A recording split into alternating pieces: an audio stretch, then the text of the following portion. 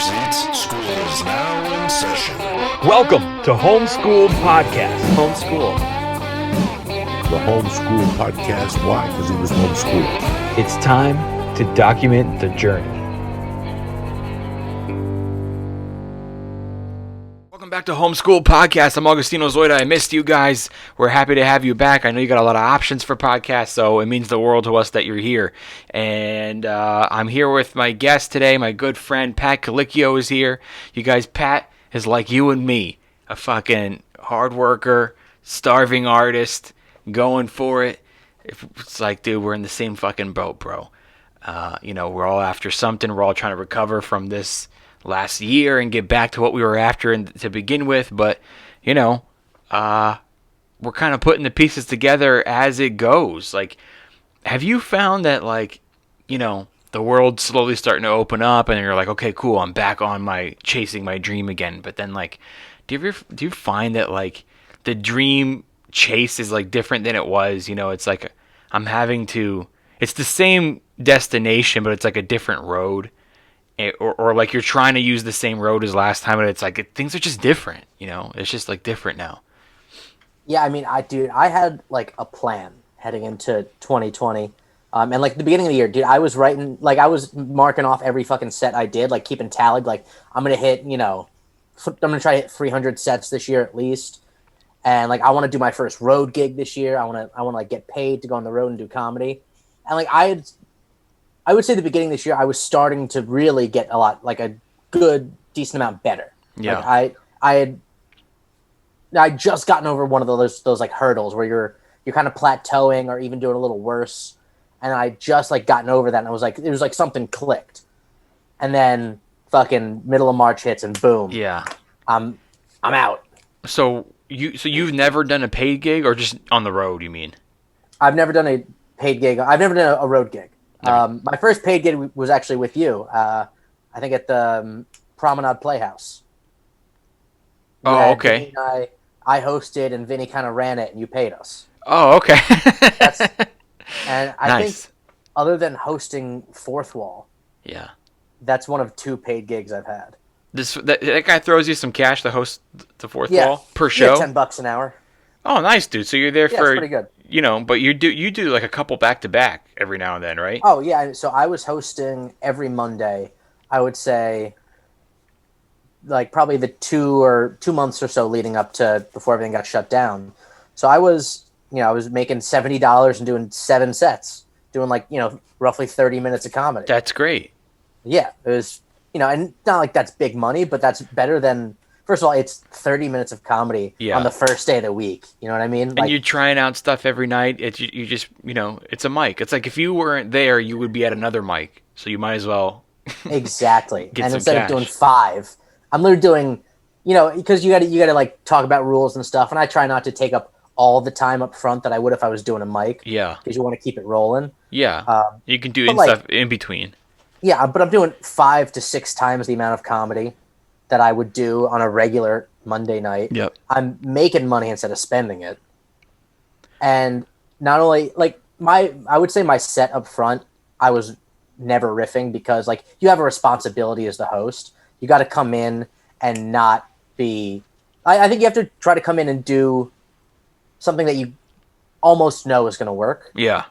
Because you're warming up the room. But in between every comic, I would usually do a line, 30 seconds of riffing, which is a good skill to have.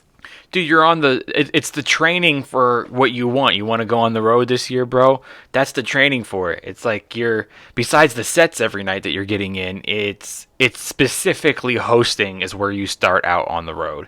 And, just knowing when someone tanks and when to bring the room back up and knowing when not to do any material before you bring up the next comic and, knowing how to wake up the crowd before you you only have 5 minutes to wake up a crowd, which is not a lot of time. You want to get them warm for the next comic and they're cold and you only have 5. A lot of the times on the road you'll have 5, 10, 15. It's not a lot of time because you're doing the announcement that the club wants you to do. You're doing you haven't even gone to material yet. You're more waking them up, talking about them, what do you get, what are you guys celebrating, blah blah blah, all that little bullshit, until you can ease into your material, and you're like, shit, you're like, have to, it's a master to squeeze all of that into, that opening act of waking up a cold crowd. And so that's exactly what you should be doing, dude. Now, realistically, being honest with yourself, how much time, if you go on the road tomorrow, how much time you got? I'd be comfortable doing a 20-minute set. Yeah, material only. Yeah, material only. Okay. I think I could do 30, but like I'd have to sit down right now and plan out that set and be like, I could get 30 minutes out of that, and probably do, at least a minute or two of, off the cuff crowd work, riffing, things like that. Have you ever done 20 before? In a row? In Yeah. a row? Like all of those 20 minutes in a row. I think the longest set I've been like booked for was 15. Mm-hmm. I did like 17, Oh, cool. Yeah, man. So I'd be pretty easily at 20. Yeah. It's funny if you're having like a bad set, how quickly you will go through all of your material. And then you'll be like, shit, that was only 5 minutes. I've written through 30 minutes of my material when you're bombing. But when you're killing it, dude, like your 15 or your 20 will be like, you'll probably only get through 10 or 15 of it when you're killing. Yeah, it's almost twice as long. Yeah, it's just But like yeah, you gotta you pause burn for the through- last. Uh-huh. I was gonna say you burn through material quick when you're not stopping to listen to anyone laugh. Yeah, yeah. You don't let them catch up. You don't wait and let them breathe, and you're just trying to find something that they'll like you, and you're Not to shooting it all mention, out. like, Yeah, it's one of the worst habits in comedy. But if I think almost anyone who bombs starts talking faster. yeah. You rush, right? Yeah. You're either rushing to get it over with, so you can be done and get off the stage because it is uncomfortable, or you're just like trying to get to a punchline because you haven't had a laugh in a long time. Yeah, like you're like, I gotta get to this laughing part as quickly as I can. Yeah, exactly. That was the first bad habit I had to get over. Yeah. In my stage presence was rushing when the first laugh, break didn't pan out. It's when you realize that, like, to get to the laugh quicker, the answer isn't to hurry up and get through the way I always tell this story to get to the punchline. No, then you have to go and question yourself. Well, maybe the punchline's in the wrong spot. Maybe the punchline should be sooner than if I find myself constantly trying to rush to get to it. Maybe it should be sooner. Maybe I should be opening with a punchline on that and then doing more and adding tags and stuff.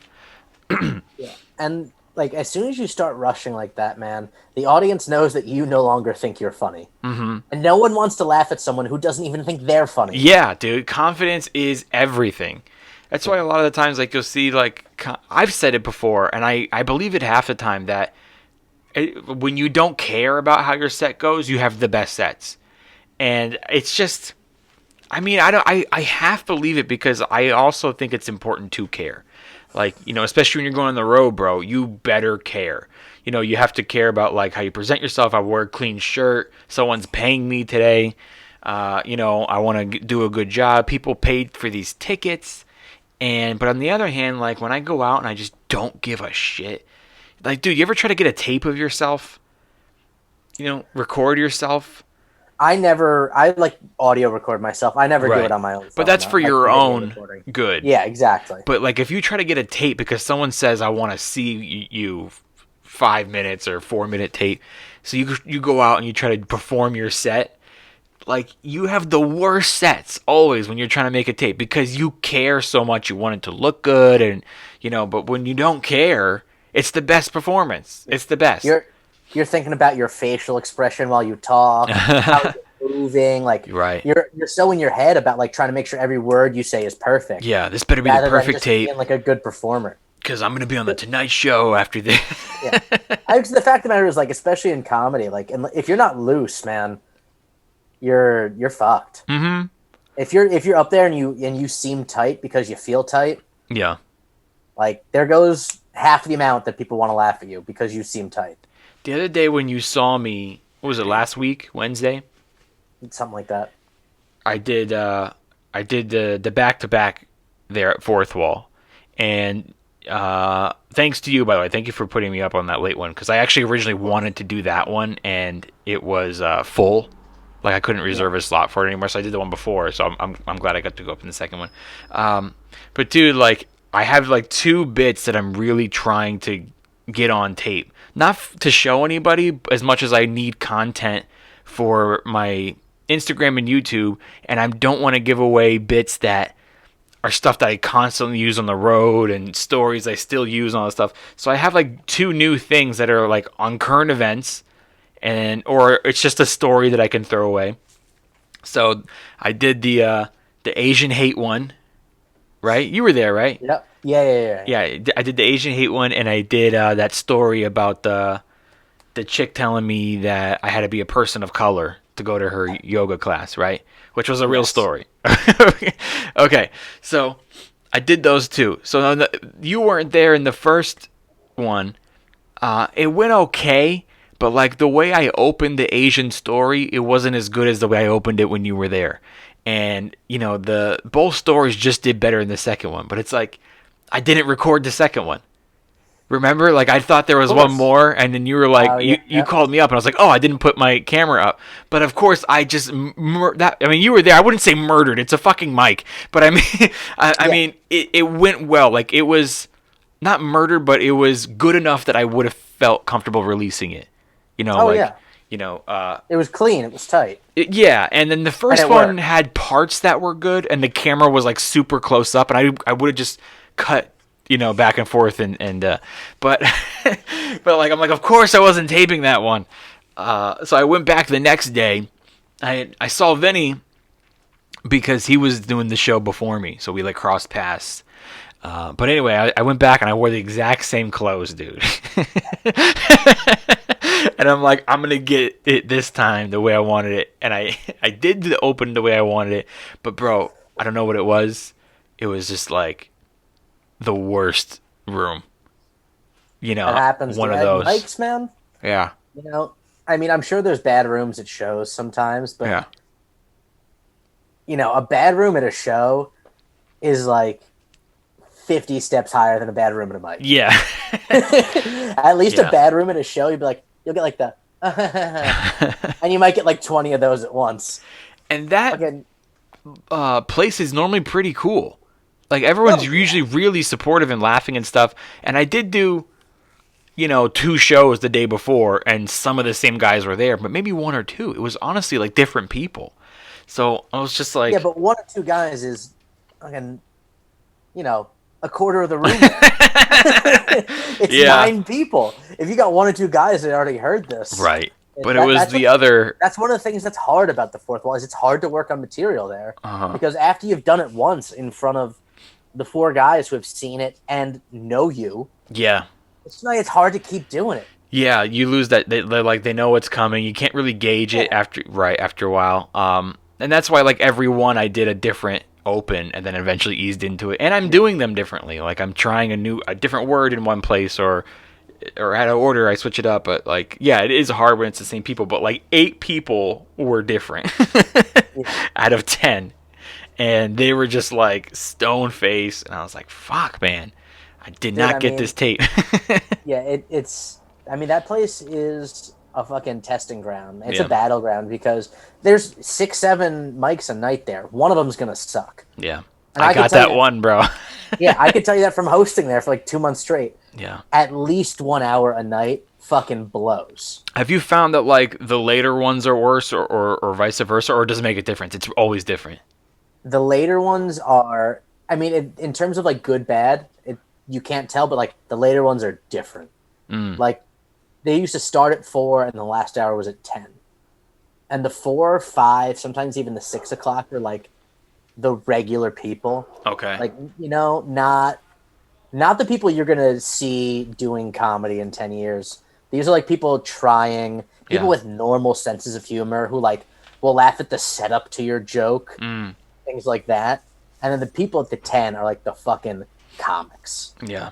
And the fucking weirdos, the scumbags. And like, you got to start talking about like rape and racial slurs and things like Right. misogyny to get a laugh, Yeah. and you can't do material. Right. If you're going to the 10 o'clock at Fourth Wall, you can maybe do two bits. Really? The rest has got to be addressing the room, riffing, but it can't feel like crowd work. You can't be like, "Hey, where are you from?" Of You course, not like yeah. crowd work at a show. But it's got to be talking about whatever happened in front of you. Riffing in the room, yeah. Yeah, exactly. Dude, now that you said that, I'm going to go to a 10 o'clock and do material only. Yeah, good luck, man. Man. I mean, the worst is I got stuck in that. Like, I would go to the 10 o'clock all the time. Hmm. And it's, back then it was like almost every week you're getting 7 out of the same 10 guys. Yeah. And I hadn't figured out that I can't do material. So I'm doing the same 3 jokes to the same 7 guys every week for 4 weeks straight. And I'm like, Yeah. I can't figure out why it's not working. Yeah. But you know what, dude? Fuck them. Do it. Like, they're going to do the same thing. And you know what, dude? Like, you need to say that joke over and over and over again until you get it down perfect. And then when you do it in front of a real audience the first time, you say it the way it's perfect. That explosion is going to surprise the hell out of you because those guys in the mic didn't laugh. But that's a good point. Yeah, the earlier ones are guys that are trying out stand-up. Like, they're not like comics that have been in this for a while. So, like, that's a good point, dude. Because you can go up there and kind of entertain them. Like, they're almost an audience. Oh, yeah. Like, they're just basically fans of not- stand-up. There's maybe 2 actual comedians in the room. Yeah, I And the rest gotcha. are like, people who are doing this as a hobby. Uh-huh.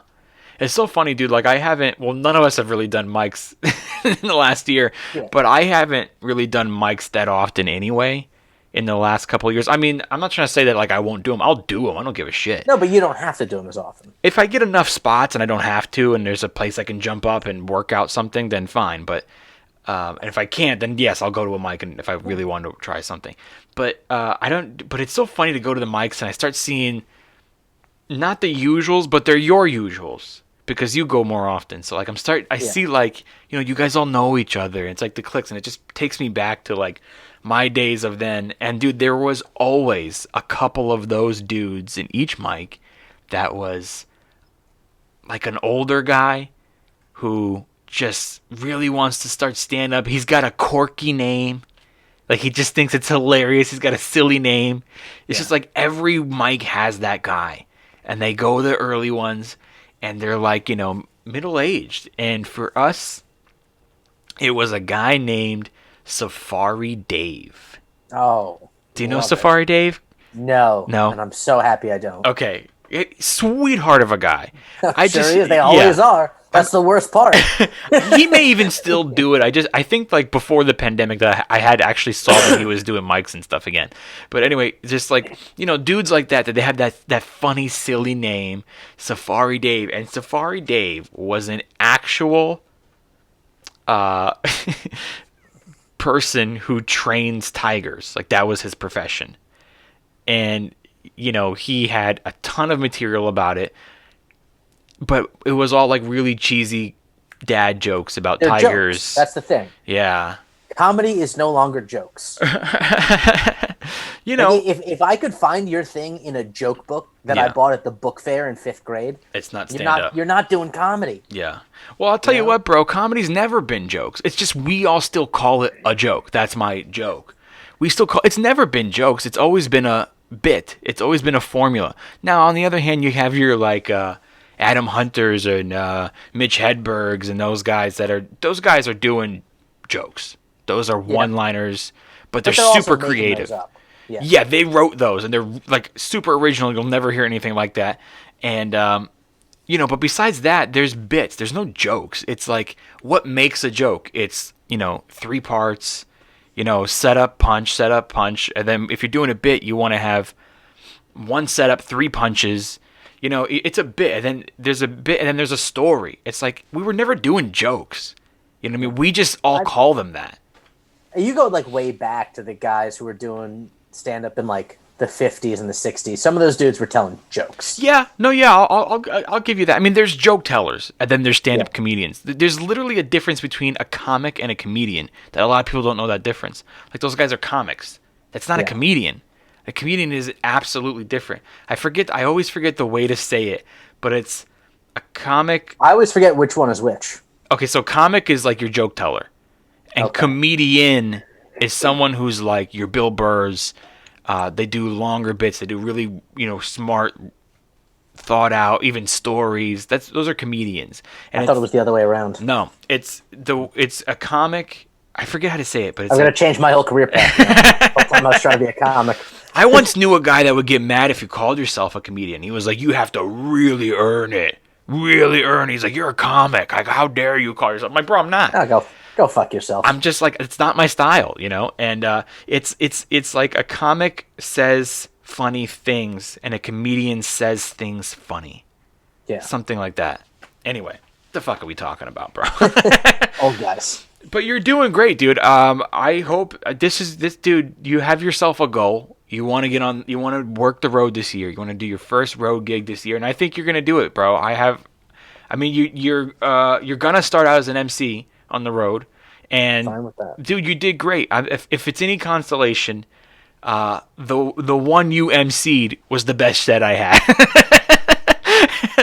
Yeah. The crowd was fucking energy. They like you. You're a friendly guy. You know what I mean? They were awake. They were in the mood to have a good time. And anybody can say whatever the fuck but they want, bro. That's because of the way you host. I don't care what anybody says.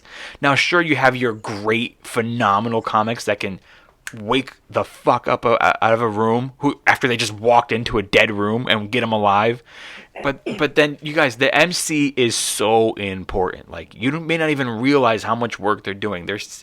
Because they liked you, or because you make it a fun environment, they were more laughing with everybody. Like, I'll give this example just because I'm on this, the band The Struts.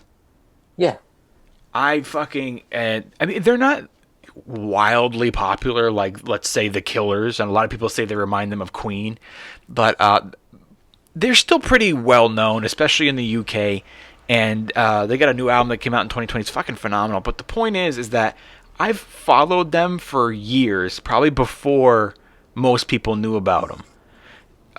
That big hit that they had was "Could Have Been Me" on the radio. That was like the one hit they had on the radio. But I started following them because I was in Las Vegas and I was doing shows opening for Joey at night. Okay. And I just so happened to be like the iHeartRadio festival, like one of the first iHeartRadio festivals, and during the day in like the summer in Las Vegas, outdoors. And I was like, dude, I'm gonna go. I got nothing to do in the daytime. I'm gonna go to the festival. So I go to the festival, and there was some good bands, but then like after several hours of band after band in Vegas in the summer in the desert, drinking, nobody's having water. It's 100 and something degrees, packed house at the stage and shit like that. Every band was coming out and eating a fat dick. Like, every band was like going, "You guys have no energy. Come on." Like how stand-up comics go, "You guys are, not awake." But it's like a band was going, "You guys are not vibing." Okay? That's bad. If a band can tell the fucking crowd doesn't care. Yeah. With stand-up, you have like immediate feedback. With a band, you're playing instruments. You can't hear the crowd anyway. Yeah, it's just you're judging by the vibe, I guess, Yeah. or like if they know your songs and singing along. So, dude, this is going on, and then the Struts come out. And this is what made me a Struts fan, and I've been following them ever since. The Struts come out. Half the audience don't really know who they are besides that one hit they got. They come out, bro, and that lead singer, his name is Luke. He starts fucking like, he does that "It Could Have Been Me" song that everybody knows to wake him the fuck up. But then he starts fucking, he walks out in the crowd, and he was just fucking giving it 110%, and he woke up a fucking dehydrated, sleepy crowd. And I've been so impressed with that guy ever since, that to this day I follow him. And then during the pandemic, dude, there was a festival online, a music festival like, streaming. Yeah. So they only have like 10 people in the audience that probably had a COVID test to get in there, and they're performing in front of 10 people in like this festival. And you had to buy tickets for it, but there's a couple bands that I really like, so I did buy the ticket and streamed it at home just to watch. And a lot of them, including bands that I like, were going out there and eating a dick. They were going out there super low energy and going like, man, this is weird. You know, there's nobody here. There's fucking 10 people here. And it's like, yeah, I get it's weird to do. Like, I don't want to do stand-up online. That's weird. But you at least had 10 people in the room. That's more than we had for Zoom shows. You know? And at least you used to playing. You guys practice. You're used to playing in front of nobody. Yeah, they came out like you can so. play music in front of nobody just fine. Like disappointed and then again, dude, fucking Struts come out, and that dude with 10 people in the crowd, fucking kills his first song. So much energy. Then he jumps in the crowd again, and there's 10 people, right? So he goes to the 5. You go on that side, and the other 5 go on that side, and he was in the middle, and they like made like a little center thing around him, like a circle around him, and he was like fucking just, it's like, dude, this guy makes you want to be a better performer. But the point is, I shared that story, but the point is, it's just like there are people that just have that, no matter what the condition of the room, you can get them. And as long as you just don't go out there negatively like, oh, they're a bad crowd. Maybe they are, but you can turn it around. It's up to you. But anyway, but if a good MC like completely helps everything, dude. And then Thursday was I don't want to say a bad MC, super nice guy, but dude, I had the worst fucking set Thursday that I couldn't. Any of the footage was unusable. Yeah, and listen, it's even worse it's better to show if you have a bad MC, but like it's somewhat rare. Yeah. But at like an open mic, again, if you're the host, generally these people are coming here every week, and if you're hosting the same day of the week, they've seen your act. Yeah. And if you just go up there and and especially the fourth wall, people stay for more than one set. Yeah. You do the same 5 minutes 7 times in a row for 6 weeks. You know, no one's gonna laugh. Yeah. What, with the 2 people who haven't seen it, who came in this 6 p.m. on Monday, are gonna laugh at you? Yeah. Like, that's just not a way I remember a guy when we used to go to the North Hollywood, not the North Hollywood, the Koreatown, fourth wall. Oh. Nice guy. But he did the same exact, like, 4 jokes. Verbatim. Literally every time. And on top of that, he was kind of a low energy guy. Yeah. And they're not good. So it's like, you gotta. Like, the first time I saw them, they were good enough that I was like, oh, that's pretty funny. Yeah.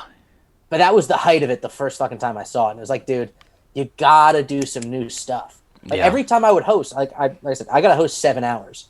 I'm not doing the same fucking joke every time. I've got 3 jokes I'm gonna do on the first one. I've got another 3 I'm gonna do on the second. Third mic, I can probably mix in some of the ones from the first, because most likely the people from the first one are gone. Mm-hmm.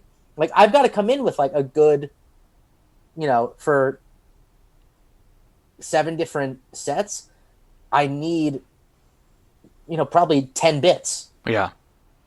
It's so challenging. That's why it's good that you do it, though, dude. You're challenging yourself.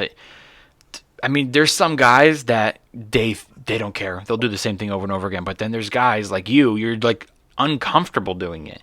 You feel to yourself like, man, they're going to judge me. I did the same joke I did in the last show. And bro, I'm 12 years in and I still get that feeling. When I do the second one, I go like, these guys are going to judge me. I got to not do the same thing.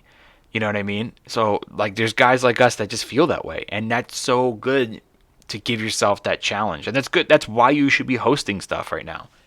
Yeah, and it's one thing, like, as a comic, when you have a thing that you're doing the open mic, and you have a thing you're trying to work on, so you're doing that one back to back, fine. But I'm the host. Like, I'm literally getting paid to do this, to start the room off on the right foot. Yeah.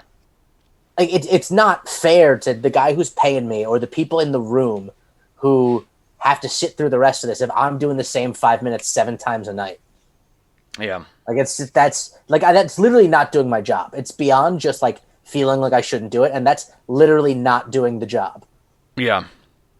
You know? Yeah, I do, dude. But that's good, dude. You're learning all this shit. That's fucking good that you know this shit, bro, because there's a lot of guys that didn't pick up on it. You know? I know. That's why you see him come and go. Your Yeah. Safari Daves. Exactly. Nah, he was a sweet guy, really nice dude. But like you Well, guys, that's the worst part. They all are nice guys. yeah, I know. Like, there's these guys that go up there and you see the same act for 2 years in a row, and you're like, dude, I want to tell you to get the fuck out but of they're here, but too you're nice. a nice guy. Yeah. Like, I feel bad saying that to you. You guys got your what's his name, Jersey, whatever. Jersey Jim Panchak, dude. I Jersey mean, Jim. He I seems will like a say, sweet at least guy. he's doing some new material. Oh, okay. Since the pre-pandemic, dude. Yeah. It was so bad at one point. You remember Travis Clybourne? I He used don't to host know. the Fourth Wall. Bigger guy, dude. He was hosting there like 6 nights a week Mm. for a year and a half. And it got to the point where he could write that dude's act out and hand you the punchlines while he was on stage. Yeah. And like, you can't be that guy. It'll I'm get sorry. like that. Yeah. Yeah. Dude, You I just- used to work at the comedy club, and we would do that. You know, they booked the same act, but not at mics, like at shows where the same comics would go up and do the same stuff. We would be like, me and my buddy would be like in the lobby, like mouthing it, you know, Yeah. like lip syncing it word to word. And I mean, that's a show, which I get. You know, you're bringing your A game, and the audience probably hasn't seen you, so. But Yeah, yeah, but like the other thing is like you should be getting new stuff. yeah. Like, don't get me wrong, I have bits that I've done for over a year that I'll go back to because I like them. Mm. Like, and I'll still do them, and like they fit with the flow of my set. But I'm not doing the same exact set that I was doing a year ago. Yeah. Yeah, you should always, dude, if you're doing something like the Fourth Wall where you're hosting maybe a couple times a night, like back to back, you should be doing a different set every show, right? And if you're hosting a show that's weekly, like you're the host of a weekly show, not a mic, you should at least challenge yourself that you're going to have at least one new joke each week, whether it's the same audience or not. That's why you be a part of hosting. So you can get up every week or get up every night and try new stuff. Constantly challenge yourself to write. But I didn't mean about that Jersey guy that he wasn't like funny or anything like that. I don't want to be like a douche, but I mean he had some funny stuff. But I more meant like on the gimmicky name guy. Like he totally fit He's just category. you know, he's a guy who's in his 50s who this isn't his career. He's doing this. This is a hobby. Yeah, it's obviously a bucket list maybe. Like he's obviously really Yeah. loved it his whole life, and it's just like there's always those guys that I just want to be like, bro, stop with the name shit. Stop with the funny names. Dude, that's what comedy was when they were our age, man. Other than a couple of guys, like, you know, Richard Pryor and George Carlin, it was dudes telling fucking jokes. Yeah, but what's one of their names? Like fucking okay, you got Larry the Cable Guy. All right, that worked out for him. Dude, you can and go to his the audience. comedy store, the mecca of comedy, and there's guys on the wall who have names like fucking Freddy Spaghetti and George Peaches and shit. I've seen the headshots. Yeah, I mean they're not working there no more, but I've seen that their But headshots at one are point still. they were Yeah, working at the best comedy club in the know. world. I know. And dude. they were such regulars that they're on the wall. Like Yeah. something that is a career goal for almost anyone who starts stand up. At least Yeah. in this city. Yeah, you got Earthquake, which he had a pretty good career too. Earthquake is like but maybe that was like literally his street nickname, like you know what I mean. But dude, The guy who does Vinny's taxes has his name on the wall at the comedy store. He works Really? at H&R Block. Yeah. Like it's a different fucking game now. And it's crazy how few people know that. yeah, Like I talk to almost anyone. Like and it happened to me today. Dude, he's like, and it happens to me all the coming time. to the at work. stage, accountant Larry, Yeah. dude, tax exactly. guy Fred. Yeah. It's Fucking always George, some shit. George the Taxman. Oh my god! And they talk about that shit. They'll talk about their yeah, job, like how they're an it's super accountant. interesting. Like Yeah. it's fucking gets so fascinating. That's It's those people quirky that go because like, I've got a normal job, but I'm a funny guy. yeah, people. Those people are the ones that always go like, I should be a comic. You should see my office. It's like, Because the people at the office tell them they're funny. Mm-hmm. Yeah, well, there's a difference between being a funny person and being a comedian. yeah, There's a big fucking difference. there really But there's is. also just like the game. Trying to become a professional stand-up comedian is just a lot different than it was 20 years ago. yeah, You know? And yeah. For sure. Even as short back as like, dude, Sebastian Maniscalco showed up to Los Angeles and just started doing sets at the Comedy Store. Uh-huh. Turn his break. Yeah, I know. Well, he was like if I working want at to the do a set restaurant. at the Comedy Store, I got to show up every Monday for 6 months straight, wait there for an hour. So there goes my fucking break work, my work break, Yeah. and then not get chosen for 6 months straight until Yeah. someone finally puts me up for 3 minutes, and I have to impress them enough that they invite me back. Yeah. It's certainly not the same way that it used to be, 20 years And ago, dude, like you said. people don't know that. Like, Yeah. you talk to any normal person who's like above the age of 50, and they think that when you're a couple years in, like I'm in, that you just do shows. Like, oh, where do you perform? I always tell them the same thing. Wherever they let me. Yeah. Like, I don't perform anywhere. I do open mics. I don't Yeah. do shows. Like, yeah, I'll get booked at a club sometimes, but that's a fucking treat. I don't get to just like walk in to Catch a Rising Star like Jerry Seinfeld 40 years ago, and I'm there every night in front of an audience. Yeah. No, I performed to 9 comics every night, and then twice a month I get to perform to an audience of regular people. Yeah. That's what comedy is, and I'm gonna have to do that for 5 years, and then eventually I'll start doing the audience part more than the comedian part, and then 5 Yeah. years after that, someone will fucking pay me to do it. It's a dude, and you know what, man? Like the whole year, I was complaining about being, going crazy that I couldn't get on a stage anywhere. And now that we're like complaining again. We put it in front of 9 comics though, but like, No, but listen, this time last year, I would have I'll been go like, do it. Yeah, I would have I'm been not- like, I'm dude, not I'll upset pray I have for to do fucking it, 2 but, like, comics. No, but people just don't understand that that's the reality of what It trying really to make is. it as a stand-up comedian is. Yeah, yeah. It's so true. It's not as, and we've become the most popular place for stand-up comics. Well, until last year, LA was where everyone moved to when you wanted to be in show business. And with the last couple of decades of stand-up comedy taking off the way that it has, with Rogan putting it on a map where it's never even been before, and stand-up comedy has never been so famous, and people are so educated on it because they hear how it works on podcasts and stuff like that. Like Netflix specials are huge. Like everybody, there's fucking stand-up groupies now, like more than ever. Guys And can become rich just from being a stand-up comedian. you This has can gotta come be rich the from having a podcast. the first bro. time in history that like large amounts of stand-up comedians are getting rich from just doing Millionaires, stand-up. You bro. don't have to be an actor. You don't have to be in movies. Just stand-up. all you have to do is stand-up comedy. Millionaires, and let's forget about if they sold a special. Not even include that income. Like just selling tickets on the road, millionaires. Bobby Lee's never had a special. He's doing just fine, man. Yeah, man. I mean, he's been on like Mad TV and like a bunch of movies and stuff. Yeah. But I lost my train of thought for a second. But yeah, It's a dude. new era in comedy. Yeah. So the point I was getting at though is that there is like so much more competition. Is you talked about Catch a Rising Star and Jerry Seinfeld. It's like, what did he walk in there with? There was 20 other guys, 10 trying to get on stage, and half of them sucked. When we go out and we do rooms, there's like every 10th guy sucks. Like for the most part, everyone's pretty good. Yeah. And then there's some that kill, but then like every 10th dude sucks. So if you look back then out of 20, 2 of them sucked. Fucking 9 of them could tell a joke, and then there was that one that would just kill and was considered brilliant back then, which ended up being Jerry Seinfeld. Yeah, of course. Just such a different time, and the competition is so much. There's like 200 comics would show up at the Comedy Store patio on a Monday, and they choose 16 or 20 or something like that.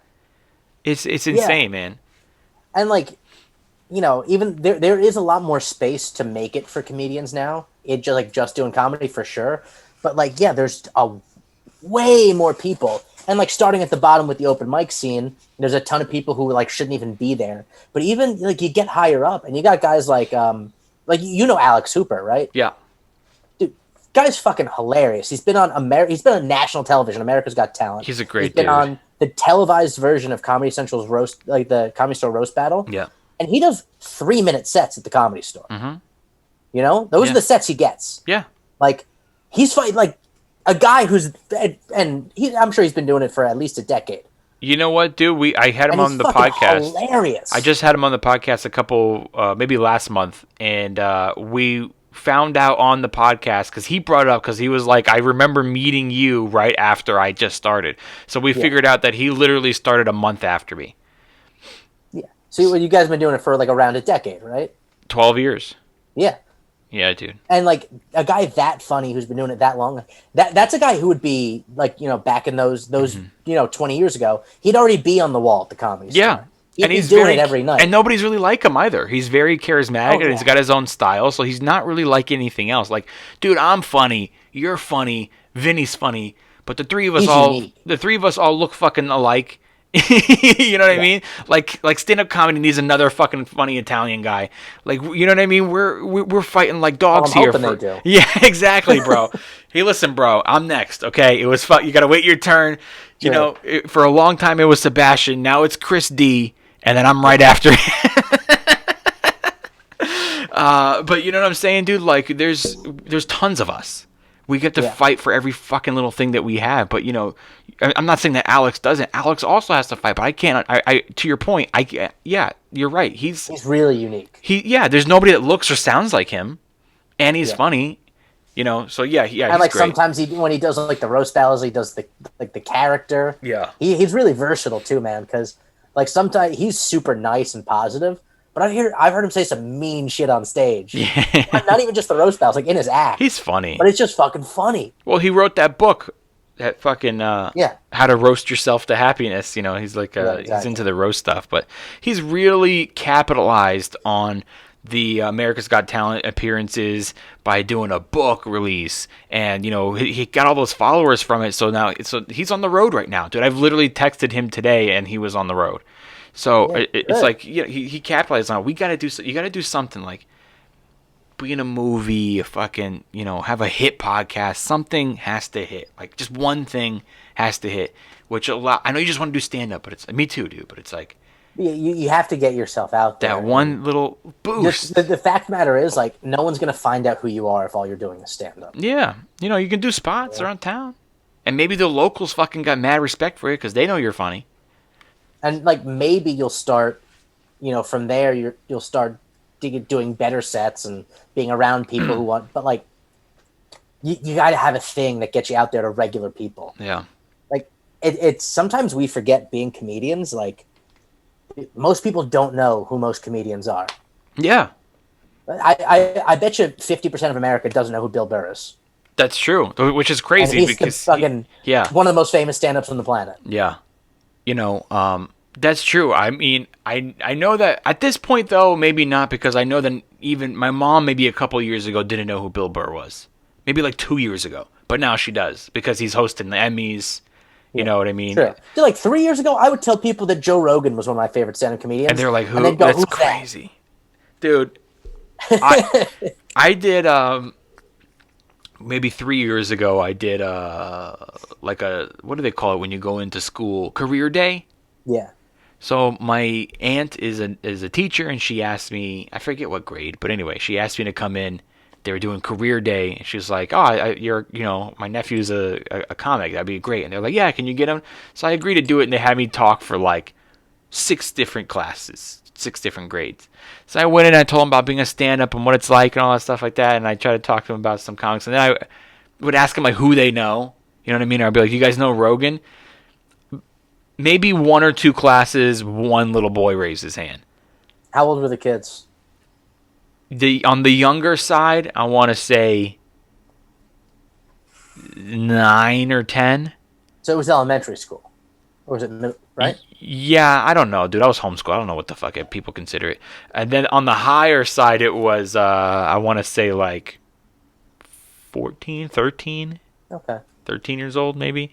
So anyway, I just did a bunch that whole day, and like nobody knew who any of those people were. You know who they knew, bro?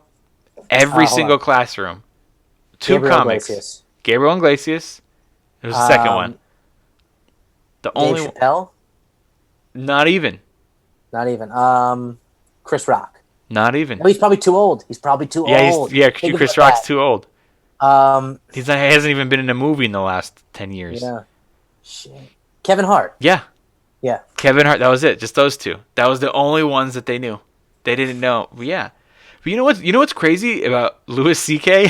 besides a lot of things. I Louis can name a C.K. couple. Yeah. is extremely well known in like the Russian community.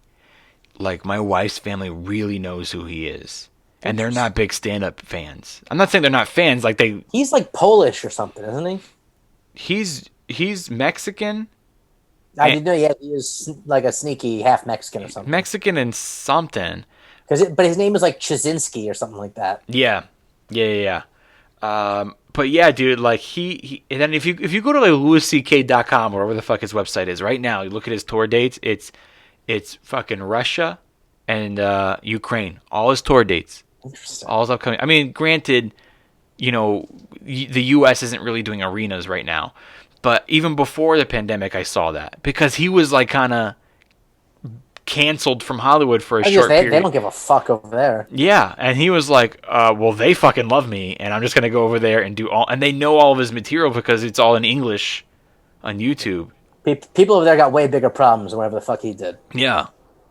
Yeah, dude. Honestly, people here in America, too, are diehard Louis fans. Like, dude, I heard about when he went and did one of his first shows in America that people protested outside, and there's, like, people going in, including women, going like, fuck you, go fuck yourself.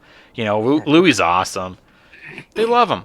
And, but it's crazy, dude. Like, even, like, a family member of my wife's family, like, called me out of the blue and was just like, you know Louis C.K.? I was like, yeah, I do. And it's like, he's going to be in Ukraine. He's like, I think I'm going to go see him. That's crazy. I would not have seen that coming. Yeah, man. But, yeah, he's working again, too. Fuck everybody, bro. Fucking go work. That's the thing. You built your fans. You didn't rely on a network or an agency. I mean, yeah, the network and the agencies are there, and they're offering you jobs, but, like, you built your fans. You stuck true to yourself. Like, Burr stuck true to yourself, and you can never cancel a guy like that. You can never cancel a Joey Diaz, bro. I was going to say Joey is the best example that I've ever seen. You can't cancel him. They He built came his after audience. him for, like, 2 days, and it was just so ineffective. It was unbelievable. It was unbelievable, dude. Like, it was unbelievable. Like, you can't take something away from somebody that you didn't give them. Yeah. You can take away a CBS show. Sure. That's canceling him. But you never gave him a CBS show. He made his fans. You can't take away from him. Fans because that thing that you hate about him is why he has fans. Exactly, dude. Yeah, exactly. 2 days The in a reason row. you want to cancel him is the reason he has fans. It was so not effective, and like he has said so much worse things than that no one ever fucking talks about. Wasn't even fucking wasn't even really true. It was like it was a comics story. will elaborate on It a was story. fucking story. Yeah, dude. And it wasn't like he didn't know her or anything like that. You know what I mean? But dude, that was so ineffective of them trying to do it that the only thing that happened was like fucking his friends got some shit for a couple of days. Like, dude, I fucking said something online and was like, you know, fuck you idiots. You know, you went after the one person that you're going to fucking lose against. And like, I got like all these people fucking bothering me, calling me a fucking pig and shit like that because I supported him. But it's like that. It lasted 2 days. It's fucking... Have fun. It's like, you know, I don't know if you've been following the recent interviews with Burr. It seems like everybody wants to talk about this with Burr. With Bill Burr, they want to go, let's talk about cancel culture. Doesn't it suck? And his last several interviews, his point is just like, no, I don't care. I don't want to talk about it. It's just like, it doesn't suck because it sucks if you let it suck. Well, he goes, if you consider the amount of people that like what I do, and you consider, or like what anybody does, and then you consider the amount of people who are actually like offended by it, he's like, it's not even that many people that are offended. So don't like throw fuel on the fire. I don't even talk about it. He's like, you just ignore it. Yeah. It's like if you go to a show and you're doing this bit that maybe you're always going to offend somebody, you know? But if you're killing and then one person got offended, you're like, yeah, someone's going to get offended. I can't please everybody, but 90% of the room was fucking so happy. So imagine if you were like a huge comic like Burr or fucking Rogan or anybody. Your audience is not just one show, it's an entire fucking world of fans, and the amount of fans that you have versus the amount of people that want to cancel you or are offended by you, it's like it's not even comparable, you know? No. And like again, at the end of the day, what are they going to do? Take away his Netflix show? Netflix knows who he is. Yeah. And look what Netflix Louis did knows that they gave a deal to. Dude, Yeah. Louis released his own special. on his website and probably made a fucking couple $1 million off of it. And didn't even have to include a Netflix production and let them make any money. You know? And that's what he did with his Live at Beacon. Before things were huge on Netflix, Louis C.K. released Live at Beacon Theater on his website for $5 for people to download. And became a millionaire like overnight. Fucking nuts, dude. But anyway, really quick, a couple more minutes of your time, but I just want to remind everybody that this episode is brought to you by Masterclass. Please support the show by and helping yourself out. We have a few sponsors, but the one that I really love to push the most just because it helps people with their goals. You want to start stand-up, you want to write, act, and a lot of us are stuck at home right now. There's not too much going on in the world without you having to be social distance or you can't be inside, whatever the fuck. Or maybe you're just working all day. Masterclass is awesome because they have a class for just about every subject. You can take a course from your own home, and it is not expensive at all. It's about $90 a course, but if you click the link in the description, you can sign up for access to the entire website for 1 year. You can take as many courses as you want. There's a couple comedy, couple writing classes, couple acting classes, and you can take your time. You have the whole year, and it's only the price of what 2 courses would have cost you. So if you were going to take 2 anyway, it's kind of a good idea to do that, or share it with like your roommate. And, share the password, go halvesies. Maybe they want to do acting. Maybe you want to do fucking, I don't know, how to be a director. It's all on there. Masterclass. Use the link in the description. And back to the show. All right, Pat, really quick. This is what I'm going to talk to you about. It was good to see you the other night on Wednesday. You had a birthday recently, didn't you? Yeah, on Thursday. Oh, Turned okay. 29 years old. 29, bro. Congratulations. Happy birthday, buddy. Thank you. Thank you. What'd you do? So that night, I just went over to the girlfriends, and like she had her whole extended family over. Oh, cool. For dinner. Yeah, I mean, they're great. Like they treat me like I'm part of the family. It's really nice. Nice. And then Saturday, I went to dinner with her, and then she surprised me by bringing me over to this bar in North Hollywood where a couple of friends met up. We had a couple of drinks, and then we did axe throwing. It was fucking tremendous. Nice, it was dude. so fun. Nice. So before I fucking ruined anything, I was like, make sure this happened. I knew about the surprise party. I was just a heads up. I'm sorry I couldn't make it. I don't know if Vinny told you. I mean, I'm gonna say this because I don't think my girlfriend's gonna listen to this episode, but I knew about it too. Oh, you know what? I think Vinny knew that you knew also because I was like, dude, when I saw you at the fourth wall, I almost said, I'm sorry I can't make your thing. When I was like, oh fuck, he doesn't know about it yet. So I like stopped myself. She told me she wanted to do this like 2 weeks before my birthday. Okay. And then I guess forgot she told me. So then told Vinny that she wanted to do it as a surprise for me. Yeah. And Vinny came up to me and was like, hey, I knew you were like trying to be really incognito about it, but like if we were doing anything, like I was like, oh, you mean the axe throwing thing? Oh, yeah. So I had to pretend but apparently with Vinny that it was all a surprise. Like per group, there was only supposed to be a certain amount of people because of COVID or whatever. Yeah, it was 10 at most. Right. So I guess I was like kind of being, but I was just like, yeah, my wife is not up at 10 p.m. anyway. Like, yeah, I'll go. But then she ended up like, she not having to work, and we were supposed to hang out that night. So I was like, thinking like, if I can't bring her, then I can't really go because we're supposed to like do something out. And then I told him like, I'll come hang out at the bar at least before you guys throw axes and have a drink. And he's like, I'll find out if that's cool and I'll text you. But he didn't. But then you know what, bro? I think I saw you that night walking down Magnolia. And then I said, I was driving with Jen, and I'm like, is that Pat? You were walking with a girl. I thought it was you, but your mask was on and it was kind of low. I'm like, is that fucking Pat walking on Magnolia in North Hollywood? And then I go, nah, he's at his birthday thing tonight. That ain't him. But maybe you were walking in North Hollywood. Remember what kind of shirt I had on? No, yeah, I fucking remember what kind of shirt. No, you had a black my mask. was low. The chick was wearing kind of like a long coat. I remember. Because I remember I haven't met your girlfriend. But anyway, the point is, it was good to see you at the fourth wall. Yeah. I'm glad to know of your new goal this year. If I can help at all to get you some road gigs, I will. I'm barely starting to work a little bit here and there. That I will. If I'm in a position where I can bring someone, dude, you got 20 minutes, bro. I appreciate it. We can fucking do it. I'll try my best.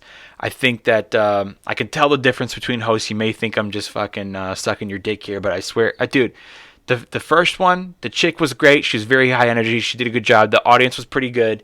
My opinion did a joke in between when it didn't need it. Like everyone, but anyway, the last one on Thursday that I did, the dude did one joke, which probably took 1 minute up front, then got off, didn't do a set, and then, dude, you probably see this a lot though, over there, sat down in that stool the whole time and just announced each comic from the microphone back there. Never went back up on stage again. It's lazy. And I guess that saves time if you're in a rush to get out. But we're all the same amount of comics as every show. Yeah. But yeah, dude, that's the one I bombed. And then the one I had the best set was the one that you hosted. I can feel the energy. You make people like you. So yeah, dude, I think you're gonna hit your goal this year. And the point is that I wanted to have you on anyway. Was I want to surround myself with people like you, as far as stand-up comedy goes, dude, because you gotta surround yourself with people that love it. And I know you love it. I know you're a giant fan. Like, I start talking about fucking, oh, that's comedian, that's comic, that's joke writer, and you're right there with me, bro. You're like, yeah, well, actually, I have this, you know what I mean? Like, dude, because you study it. You've watched it, for, you know what I mean? Dude, you're just passionate about it. I'm passionate about it. I know Vinny is too. Like, there's a lot of fucking guys out there that I need, and you know what, dude? You're hungry. You gave yourself a goal this year. I want to work the road. I want to fucking... You want to get on stage. Like, you're ready. I can't tell you, and I hate to be a dick, dude, but there's a couple people that I talk to, and I love them to death, and I still love them, that mentioned to me, you know, I'm not really in a rush to get back out on stage. Like, in passing. Like, someone else said, after I get the vaccine, maybe I'll go back on stage. And then somebody else said, I didn't really miss it that much, you know, and that's fine. I'm not. That's you. No one said that. It's fine for you as a person, but that's not a great sign for your career in comedy. Exactly. But you know what, dude? Like, who am I to judge if your passion's not there like mine is? I know a guy that fucking stopped doing spots and quit, and now he's fucking a chef. But it's like, I can't. I was mad at him for a little bit because I would ask him to do the podcast and he'd be like, oh, I don't really have time. And then I'd ask him to, like, if you want to go do a spot. I'm like, bro, I'm going to San Francisco. I need a comic to open. Yeah, but I haven't done it in a while. I used to get mad at him, but, you know, dude, I ain't mad at you. Maybe he found his passion in fucking cooking, bro. Not everybody's going to be like us. But the point is that I need people like me around me. Comics that are also hungry. Like, I'm fucking hungry too, dude. Like, 12 years. How long you been doing it? I'm 3.5 years in at this point. I'll be 4 years in October. Fucking 3.5, 12 years. Like, dude, we're both as hungry. And that's why, like, that's why I want around me. I'm not going to mention any names, but I worked with someone pretty recently that I will not work with again. They're just negative, and I was so excited to perform. It was one of the first gigs I did after quarantine, and I was so thankful for the audience and so thankful to perform again. And this person was just like, you know, before their set, they were laying down on the couch in the green room, sleeping. Let me know when it's my turn. This person is not a drinker, so it's not because they were tired or passed out or anything. They slept the whole day. Everybody's different. When you go on the road with comics, you'll see some guys that like to do nothing all day, some sleep all day, some work out, some like to go explore. There's different people. That's fine. But you slept all day, barely just woke up to go eat, slept again, woke up to go do the show, slept while waiting to go on stage. So negative, like, oh, I really don't want to. The whole time, I don't want to be here. I don't want to do this. Get the fuck out of here. Yeah. There's fucking comics. You're taking someone else's spot, man. Get the fuck out of here. You're taking someone else's spot. Dude, and it was at a club where I could be headlining. Like, that booker already sees me as a headliner, and I'm just, like, really far down of her list that people need to get to. So they let me feature in the meantime. Yeah. And it's like, that's like one more spot I could have moved up to headline it because you just didn't want to take it. Like, you took it, but you were just like, and again, I'm not mad at this person. I love this person too. I just am seeing people and I'm going like, I don't want to throw you any work either. Like, if you told me maybe after the vaccine, or if you told me like, I didn't really miss it, like, I still love you and I hope you keep doing comedy and I want the best for you. But if I have work to give, I ain't gonna throw it your way, because there's hungrier guys that want it more, and that are passionate, and they're gonna fucking work hard to get it, dude. And so I need dudes like you in my life. So it was good seeing you. And there's a couple of dudes that hang out at that spot too that are fucking good, and they're hungry too, bro. That kid with the long hair and the mustache, always with the backwards hat. His hair's not super long, but it's like to here. He's got a backwards hat and a mustache. He's got that joke about how he hopes his daughter's not gonna have big tits or something. I don't know. I'm sure I know who you're talking about, but I just can't. He's picture at him. like every one, dude. I think he's got a girlfriend, and he's like, he always talks about his girlfriend, and they're getting serious, and she's got big tits, so he's worried that his daughter's gonna have big tits. This doesn't sound familiar. He's done that No, joke. I haven't heard that bit. This kid is so funny. When you were hosting, he was doing the stuff about like conspiracy theories, and saying like no conspiracy theorists are also like mass people or something like that. Anyway, that was the concept. I mean, I remember that the. You don't remember who did it? I just don't remember the kid. You know him, dude. He's there I'm all sure I do. the time. Good looking dude, but he's got like a little fucking like a Spanish mustache. Logan Quiros. I think so. I think Yeah. so. Dude, I that think I dude pronounced his last name wrong. is But yeah, he's really fucking funny. funny, and he's hungry, and he always does back-to-back ones too, and I saw him back-to-back, and he did a different set each time too, and they were both good jokes. That's another one. That guy from Africa is pretty good too. Faji. Yeah, he's a funny dude. He's a funny dude. His stuff is funny, and his stuff that he was trying new is a little low energy, but it's like he was doing something new that he didn't do in the last show. It was like, it's fucking great. I just love it, dude. It gets me fired up. Not that I'm like the guru of how to make it in comedy over here, but it doesn't take a genius to know, like, you can't surround yourself with people who are gonna just constantly have the excuse as to why they're not making it. Mm-hmm. Like, it's always something else's fault that they haven't made it yet. Someone else's fault. Yeah. Or like, why is this person famous when Yeah. I'm not? Or the they always have the There's too many person- Italians, bro. There's too many. the person who always has the out as to why they're not working hard. Like, I would do it, but once I get the vaccine. But the person who always has the excuse to not do the work. Yeah. Those people you can't be around because you become one of those people. Yeah. Dude, do you know like how many comics have literally killed themselves because they wanted this too hard and fucking buried themselves deeper and deeper into a depression, and you don't want to go do comedy unless you get a vaccine? Like, I'm sorry, I'm judging you hardcore. Like, I would die fucking getting 5 minutes of stage time. Like, I'd do it. mean, I'll take the risk. I took like probably close to 6 months off because I was like, first of all, not much was open. And I was like, all right, we'll wait till this passes. But I got 6 months in, and I was just like, I moved out here to do this. Mm-hmm. I moved 3,000 miles away from my home to be a stand-up comedian. And then you couldn't do it for What am a I going while. to not do it for a year? Yeah. Like, because that's when it started looking like this is going to be a year until at least a year until there's no COVID. Yeah. And so that's it was why like, I say, what like, am I going to do? Not do the only reason I'm here for an entire year? Yeah. That's not acceptable. yeah, like, I'm judging those people, but I also kind of feel bad for judging because not everyone has to have the passion for it like I do. But that's something in its... You don't have to, but then why are you doing it? Exactly. Like, if you don't have that much passion for it, Why then are you here? it doesn't take 99.9%. It takes 100%. It takes 200%, dude. Like, you know what I mean? Like, it just takes everything. And that's something in itself of just like the vaccine or whatever. It's like this is what it says. Like you just said, you moved away from your family for this. You already risked everything. You know what I mean? Yeah. You already risked everything. Being at home with your family, fucking, you're out here on your own. I mean, you got Vinny. You're very lucky. You guys grew up together. He's like your brother. You guys you guys have each other to support, and you need that in comedy too. But like, dude, you take a big risk to, like, dude, next time you drive down the street, I know you live in the same town I do, bro. Those homeless people could be you next week under the freeway. Someone living in their... You do the fourth wall open mic. How many dudes live in their car? That could be you next week. You've already risked... I mean, you're lucky you still have family to go home to, right? Your father's still there. But, I mean, you got other family. So does... Vinny's got his family.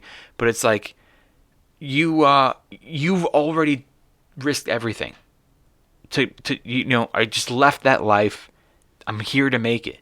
So if you're not willing to catch a fucking virus, Yeah, I'll put the mask on and sanitize the mic. I'm willing to do that. you're not willing to You know? fucking. You might get the flu. It's like you ever see people. I live in Studio City, and I see people running across Ventura Boulevard. Which, if you don't live here in the Valley, Ventura Boulevard is the busiest fucking boulevard because it's all the restaurants and shops, and it's like a 4-lane fucking boulevard. Constant traffic.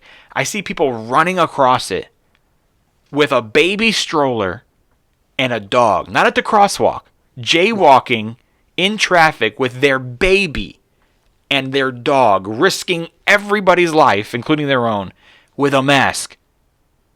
Can you explain this to me? You care about lives? You ever see people driving by themselves with the mask on? We like to make fun of those people. It's a little ridiculous. But you know what? If that's what you want to do, fine. But I see them driving like they're gonna kill somebody. Yeah. Like, how safe? That's the same. It's a little crazy. And like, don't get me wrong, I'm not like a scientist, doctor, whatever. But like, I'm also not like a denier of like COVID. Like, I wear my mask. Like I said, when I host, I sanitize the mic between every set. Yeah, but everything has to I said, have a balance. I sat out for the 6 months because I was like, okay, this will go away and I'll wait for it. But when it doesn't, like, but there's I can't be a shut-in forever. There's pros and cons to everything, and you have to weigh out are the pros outnumbering the cons or vice versa. Yeah. Like, it gets to a point where you have to you have to ask yourself, like, okay, is it acceptable for me to just not do the only thing I'm here to do? Yeah. Like, there's pros to not opening schools, which are, you don't want kids to get COVID, right? But then the cons are kids aren't in school. Kids aren't in fucking sports. Kids aren't exercising. Kids aren't getting the proper education that they need. There's way more cons than pros. You can't just, well, we're going to close businesses. Pros, you're stopping COVID maybe. Cons? Seems like it didn't work that well. Yeah, and it didn't work anyway. The cons, someone loses their business. They can't pay their mortgage. They can't pay their rent. Like, you know what I mean? They lost their business that they spent their entire lives building. Like, there's way more cons to this stuff than there is pros. And that's what I mean by the person crossing the street with their baby in jaywalking, wearing a mask is the biggest oxymoron I've ever seen in my life. And that's the stand-up comic. That's the stand-up comic that goes, I'll go back on stage when I get a vaccine. It's like, dude, you already risked everything when you said, I want to be a stand-up comedian. You risked Christmas with your family. Some days you can't be with your family on fucking Christmas. You risk fucking holidays. Guys, I got a gig. You risk funerals, weddings. Sorry, guys, I got a spot. You fucking put everything last to stand-up comedy. You already make that commitment. Now you're going to talk to me about a mask on stage? Get the fuck out of here, bro. You know what I mean? No, I'm not mad at you for sanitizing and wearing the mask and shit like that. But I mean, but to say, like, I don't miss it, or I'm not in a rush to go back on stage. It's like, I don't want to work with people like that. I just don't want to. I get it. I want to work with fucking COVID motherfuckers. Just kidding. I want to work with highly fucking unvaxxed, contaminated. No, yeah, and like like there's a party that feels a little weird saying it because, like, holy shit, like, what if I'm wrong and like God forbid I fucking killed somebody because I gave them the disease? Like, that's horrible. Yeah, of course. I gotcha. Like, but you know what, bro? On the other hand, they're out too, though. Yeah. It's a balance of, like, am I a horrible person for doing this? Or, like, this is why this is also. But they tell you, like, here if I'm not doing it. If I go, like, I want to go out, I'm making the decision that I'm taking the risk to get sick or not. But they'll go, yeah, but you're going to get someone else sick. But guess what? They're out too. That was their decision. They knew the risk. And they made the decision that it was worth it for them. Yeah, I mean, like, it's like, it's horrible to say, but in every single decision you make, you can only see so far down the road. Yeah. I could fucking, I don't know. I could litter tomorrow, and that might cause a fucking accident on the street that kills somebody. Yeah. Yeah, that's true. The ripple effect. Yeah. Like, there's only so far down the road. I can go out and be as safe as possible, and that's really all I can do. Dude, yeah, I can't just go I can't nuts be a thinking that. shut-in until the whole Of disease course, is gone. dude. You can't not go Because out of the what if house. it's never gone? Yeah. What if a fucking helicopter crashes on your head every time you're not gonna go Yeah. outside? It's like, come on, man. Yeah, dude. But I'm excited that comedy things seem to be picking back up, and I'm Yeah. just excited that we're out doing spots, and I've got new stuff, and you've got new stuff, and we're working, dude. We'll see. Hopefully, I can get you something soon, dude. Here's what I got coming up. I think I'm going to Austin the second week in April, but I'm going with somebody, so I'm featuring. And then in fucking this is me telling you, and this is also me telling people my dates. So yeah, second week in Austin, and I was supposed to go to Florida, but I didn't technically have any like gigs. I was just gonna go hit spots with Schubert and meet bookers to network. But that's gonna get postponed because I'm gonna go to Austin, and then, dude, I'm going to fucking Dubai in May. Dubai. Yeah, Doing bro. spots in Dubai I'm doing spots in Dubai, dude. I'm doing a tour in Dubai. with who? Me. What? That's fucking sick. Yeah, dude. There's this fucking tour. They've been doing it for a long time, and they're starting to do it again. And yeah, dude, I'm going to Dubai. And then there's like, I have like a show on like the May 13th and 14th, and then they move you to the next city in Dubai, and then I have like 4 days off with no shows, and then I have like the next 3 days in a row shows. So it's weird. But like they literally pay for every travel expense to put you up at 5-star hotels, pay for all your food and drinks, including the days that you don't have shows.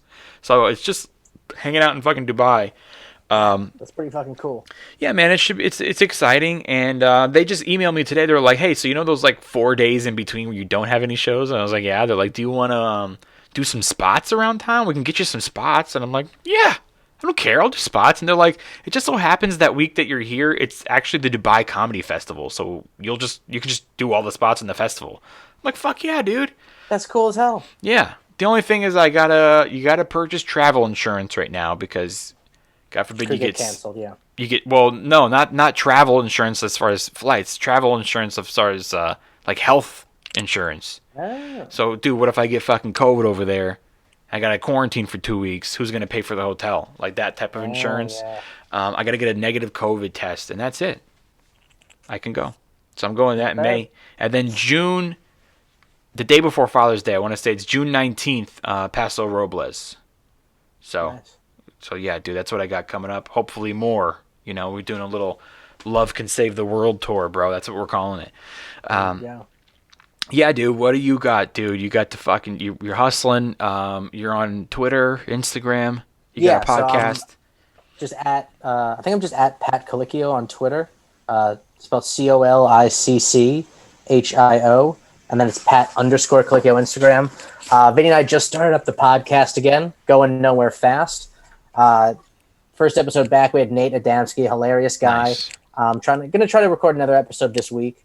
And then other than that, like I don't have any shows right now because it's slim pickings. Yeah. But I'm supposed to be in Arizona on the second weekend of April. Mm-hmm. So I'm hoping I can just maybe find something out there. See what Yeah, dude. do some spots. What are you going there for? I'm doing a golf trip with Vinny and two of my other friends. Nice, dude. And it's like, dude, you golf during the day. Like, if I can get a Where in couple spots Arizona?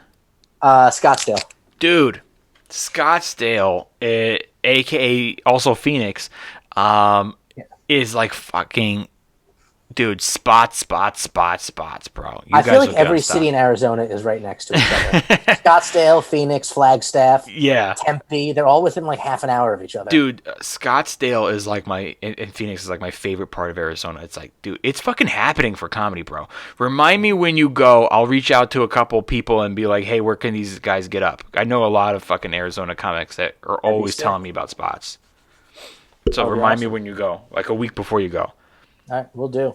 Cool, dude. And the podcast's called Going Nowhere Fast. Pat and Vinny Falcone, which is another comic who's been on here a bunch. You know, two dudes from Jersey that's out here fucking hungry for that stand-up comedy, yo.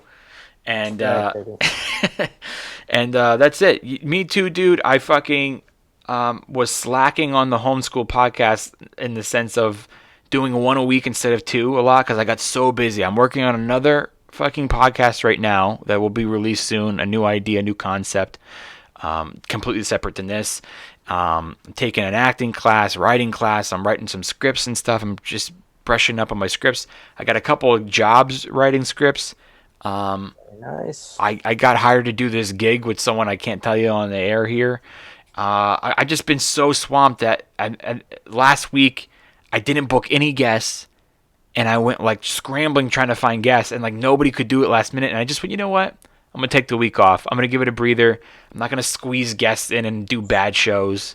So, but Homeschool Podcast is back. Thank you guys for allowing me that 1 week little breather, and we're back. I'm so glad you're gonna make it today, and I got another guest scheduled this week, and I got great guest scheduled next week, and we're going back on the road, dude. We're doing comedy again, bro. We're trying bits. This is fucking awesome, and I want to thank you, Pat, for calling in today, dude. This is great to hear from you. Who the hell is that piece of shit? Oh, Vinny! No, he can come in. Yeah, Vin, you can come in. Come on, pal. No, he's shy. Now he's shy. He thought we really were mad. He's like, I'm sorry. Hey, I got my headphones on, so he couldn't hear you. Oh, he couldn't hear me. Yeah. Hey! He's like, oh, fuck. Yeah, I'm sure he doesn't know it's just you. Oh, okay. Probably thinks it's someone important. You know? Oh, shit, bro. He's probably on a fucking job interview. Oh, God, someone we care about. All right, bro. You can go ahead and log off. I'm going to just say goodbye to these people really quick. It was good to see you, dude, and maybe I'll see you somewhere soon. You're busy Thursday, you said, right? I don't know. Am I? Oh, anyway, I don't know.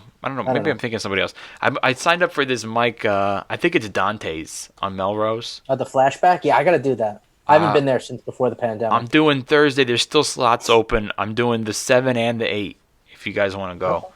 I'll be down for that. Sweet, dude. All right, bro. Thanks for calling in. Everybody, go support the podcast. Support fucking up-and-coming artists like me, like him, like yourself. And thank you, bro. I'll see you soon. Dude, thank you. It was a pleasure being here. Peace. Later. Tell Vinny I said what up. I will. That was Pat Colicchio, you guys. I love fucking hungry artists. I love having them around me. I love talking with them. I can talk to comics for hours. I can talk to somebody who's passionate about something for hours, and I just want to surround myself with those type of people. I have no room for people who are kind of done with this. I have no room for people who are, I'm going to take our time. We didn't miss it as that much. Guys, I ain't mad at those people, like I said, but I am telling you, those people that came to me and said, like, we didn't miss it. I didn't know where they were coming from because I was ready to fucking blow my brains out, you guys. And I'm so glad to be doing spots. I got bits to work on. I got stories I'm working on. It's fucking great. Life is wonderful when you can do what you love. So please do what you love. And I don't mean you got to go quit your day job and guys, the money's got nothing to do with what you're passionate about. Make your money, pay your bills, do what you got to do. And whatever pays the bills does not define you as a person. It does not define you as an artist. Little things that you say can. Like, I feel bad for judging because I get where they're coming from and I'm in no place to judge. But at the same time, I'm judging them from my point of view. So be careful what you say. You say things like that. You could be losing some work because I don't want to say nothing. I don't want to close the door or anything. I don't want to shoot myself in the foot on any subject. When you tell me that you didn't miss it as much or you're not in a rush to go back, if I get some gigs, I'm not going to give them to you. I know there's way too many hungry artists that want this, and I like surrounding myself with those people on the road. I like working with those people because I know they're going to give it 110%, and I know that they're just excited to keep going and keep working, and they're going to do whatever it takes. That's what you got to do. You got to do whatever it takes. And everything you do has to matter. That's the goal this week, you guys. Every single thing you do this week has to matter. Make it matter. And that's how you have a meaningful life, as they say. Anyway, please help support the show by picking up a t-shirt or something. Go to homeschooledpod.com and click on merch. You guys, we have a couple of dope logos. We have the ex-presidents logos, which is one of my favorites. It's our original with me and co-host Kevin Lyons wearing the the ex-president's masks and stuff. It's a really badass t-shirt. Even if people don't know what the Homeschool Podcast is, it's a fucking cool t-shirt. We have our document, The Journey, which I usually wear. I'm not wearing it today, which is my hands doing a peace sign holding the podcast microphone. It says Document the Journey, which is what we do here at Homeschool Podcast. It's a great logo. And you guys, I have a brand new logo that's getting released this week. It's the Only Love Can Save the World logo, because that's our message that we end every podcast with. And that is the name of my comedy tour this year. Only Love Can Save the World. And we have an awesome logo. It drops this week. Make sure you're going to homeschooledpod.com. And there's also a brand new Homeschool Podcast sticker that's coming out this week. Super excited to start wearing them. Super excited for you guys to start buying them. Whatever you can do. I know times are tough, you guys. A sticker, a t-shirt, this is what helps us the most, not only financially to keep this show going, but it also helps us mentally. When it just keeps us going, that when I see you guys wearing my shirt, or you guys tag me online or something and say like, hey, I wore your shirt today, it's like people are thinking of me. It makes me feel good. People are supporting the show. People like the show. And it makes me think like this is what all the hard work is for, even if it's one person. And you guys, I'm doing my best to answer emails so as fast as I can. I'm a little behind, but make sure that if you do need to talk or you want to say something, homeschoolpod.com, click on contact, homeschoolpod.com, click on merch for the t-shirts or my album and stickers. Homeschoolpod.com for the tour dates, tickets on sale for the shows I mentioned. Everything should be up by the end of this week. And homeschoolpod.com, click on sponsors for the links to all our sponsors if you want to support the show. Like Masterclass, the link is there, or the link is in this description.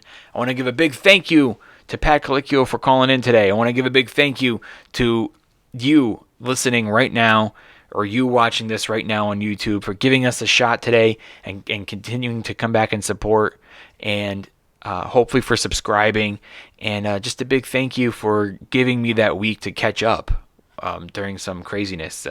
But hey, you know what? I don't feel bad about it, because I was not being lazy. I was fucking working, and I wrote fucking 2 new bits and did like 3 spots last week. And I'm going to do 2 this week, and I'm still writing, and I'm doing 2 podcasts, and that new Table Rewind this week.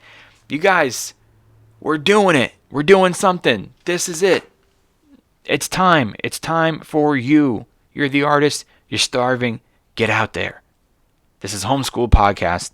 I'm Augustino Zoida, and don't forget that only love can save the world. I'll see you guys next time. Homeschool Podcast. Homeschool. The Homeschool Podcast. Why? Because he was homeschooled. I don't want to do that. No, okay. I don't want to do that at all.